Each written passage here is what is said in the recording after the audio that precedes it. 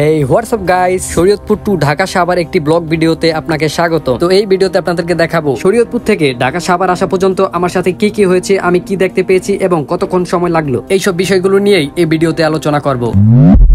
তো সকাল সকাল আমি বেরিয়ে পড়েছি ঢাকা সাভারের উদ্দেশ্যে। এখন সময় বাজে সকাল 7টা। আর একটু তাড়াতাড়ি বের হওয়ার আমার কারণ হচ্ছে আমাকে অনেক দূর পর্যন্ত যেতে হবে, অতএব জ্যামের একটি ব্যাপার স্যাপার রয়েছে। তবে এখন আমি নড়িয়াতে এসে পড়েছি। এখানে এখন পর্যন্ত কোনো দোকানপাট খুলেইনি। আর আমি কলেজের ব্যাগটা নিয়ে বের হয়েছি, আর এটার ভিতরে দেখতে পেলাম যে আমার কলেজের আইডি কার্ড রয়েছে, তাই দিলাম গলায় আইডি কার্ড ঝুলিয়ে। তো হাঁটতে হাঁটতে চলে আসলাম নড়িয়া ব্রিজের সামনে। এখন আমাকে ট্রলার দিয়ে ওই পারে যেতে হবে। দীর্ঘ সময় ধরে নড়িয়ার এই ব্রিজটি ভেঙে ফেলার কারণে সাধারণ মানুষ পারাপারে অনেক ভূগন্ধির কবলে পড়তে হয়। তো বাস স্ট্যান্ডে এসে পড়েছি। এখান থেকে পদ্মা ট্রাভেলস এর একটি টিকিট নিয়ে ফেললাম। সোজা এই টিকিট দিয়ে আমাকে যেতে হবে যাত্রাবাড়ি। তো এখন নড়িয়া থেকে আমার বাস যাত্রাবাড়ির উদ্দেশ্যে ছেড়ে দিয়েছে। তো তারপরে কিছুটা সময় বসে থাকার পর এখন আমরা চলে আসলাম জাজিরাতে। তো জাজিরা থানার অনেক মানুষই আমার ভিডিও দেখে থাকেন, আপনাদেরকে অনেক ধন্যবাদ। তো এখন আমি রয়েছি কাজিরহাট। এখানে কোনো জ্যামে পড়তে হয়নি আমাকে। ঢাকা যাওয়ার বেলায় এইখানে সবসময় জ্যাম থেকে থাকে। তো অবশেষে 1 ঘন্টা 20 মিনিট বসে থাকার পরে আমাদের বাস এখন নাওডোবা লিং রোডে এসেছে। তো তারপরে আমাদের বাস এখন আস্তে আস্তে উঠে যাচ্ছে পদ্মা সেতুর হাইওয়েতে। তো তারপরে পদ্মা সেতুর টোল প্লাজার কাছাকাছি রয়েছে আমরা। তো এখন টোল দেওয়ার কাজ শেষ করে চলে যাচ্ছে পদ্মা সেতুর উপর দিকে। তো এই সেই স্বপ্নের পদ্মা সেতু, যেটার জন্য দীর্ঘ সময় কঠিন পরিশ্রম এবং অর্থ ব্যয়ের মাধ্যমে নির্মাণ করা হয়েছে। তো তারপর আমরা সেই স্বপ্নের পদ্মা সেতু খুব কম সময়ে পার হয়ে গেলাম। তো পদ্মা সেতুর এই পারে এসে যাবার সময় একটু ট্রেনেরও দেখা পেয়েছি। তারপর আমরা এসে পড়লাম নিমতলি। তো এখন আমি রয়েছি পোস্তকলা ব্রিজের উপরে। ওই যে দেখতে পাচ্ছেন সদরঘাট দেখা যাচ্ছে। তারপরে জুরাইন পোস্তকলা রেল গেটের সামনে এসে পড়েছি। তো নড়িয়া থেকে অবশেষে ছেড়ে আসা বাস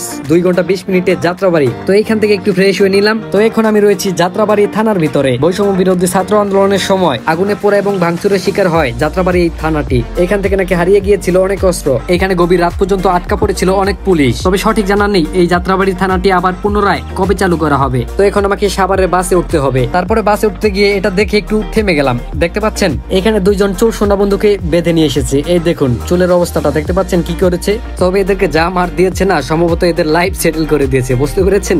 দেখুন একবার কেমন মারাটা মেরেছে।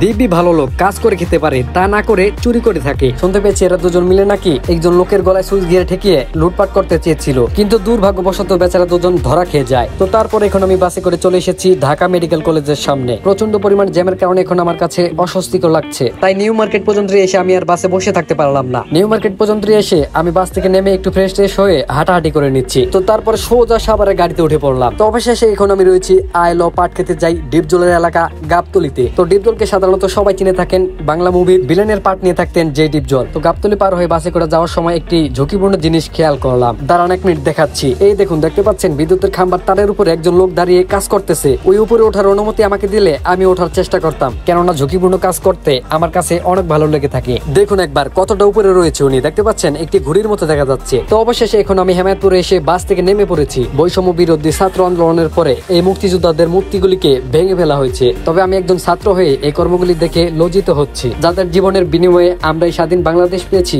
তাদেরকে আমরা আজ ভুলে গিয়েছি। তো হেমায়তপুর ওভারব্রিজ টপকে আমাকে ওই পারে যেতে হবে, তারপরে ওইখান থেকে অটোতে উঠতে হবে। তো অটোতে করে এখন আমি ঋষিপাড়া চলে এসে পড়েছি। প্রায় 2 বছর আগে আমি এই সাভার শহর থেকে গিয়েছিলাম। যেমন আমি তেমনই রয়ে গিয়েছি, তবে বদলে গিয়েছে এই সাভার শহর। তো অবশেষে এখন আমি রয়েছি বাগবাড়ি মোড়ে। এখান দিয়ে ডান দিকে গিয়েছে তেঁতুলজোড়া, বা দিকে গিয়েছে যমুনার দিকে। তো আজকে আমার শেষ গন্তব্য হচ্ছে যমুনা পর্যন্ত। তো অবশেষে আমি যমুনাতে চলে আসছি। আজকে রাতটা আমার বোনের বাসায় এখানেই থেকে যাব। তো আজ আমি অনেক ক্লান্ত হয়ে পড়েছি, তাই গতকাল দেখা হচ্ছে নবীনগরবাসীদের সাথে। তো জাতীয় স্মৃতিসৌধের কাছে আগামীকাল যাচ্ছি নবীনগর। তো গাইস, টানা 7 ঘন্টা জার্নি করার পরে আমি অনেকটা ক্লান্ত হয়ে পড়েছি, তাই ভিডিওটি ভালোভাবে উপস্থাপন করতে পারলাম না। এর জন্য আমি দুঃখিত। পরবর্তী ভিডিও দেখার জন্য আমার নট ব্লগ ফেসবুক পেজ অনুসরণ করে রাখুন। ততক্ষণ ভালো থাকুন। ধন্যবাদ সবাইকে।